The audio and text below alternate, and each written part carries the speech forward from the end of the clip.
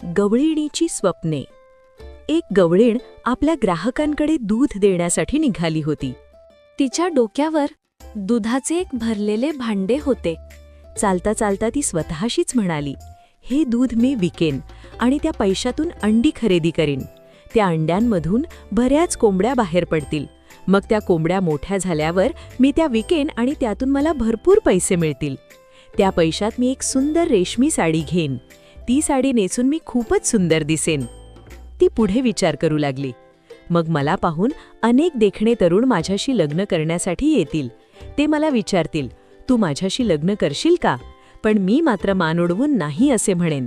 असे स्वप्न रंगवत असताना तिने खरंच मान उडवली आणि त्याच क्षणी तिच्या डोक्यावरचे दुधाचे भांडे खाली पडले. सगळे दूध जमिनीवर सांडले. क्षणातच तिची सगळी स्वप्ने, अंडी, कोंबड्या, रेशमी साडी आणि ते देखणे तरुण सगळे नाहीसे झाले. ती खूप खिन्न झाली. तिला कळले की फक्त स्वप्न पाहून काही साध्य होत नाही. मेहनत आणि वास्तवात राहणे खूप महत्त्वाचे असते.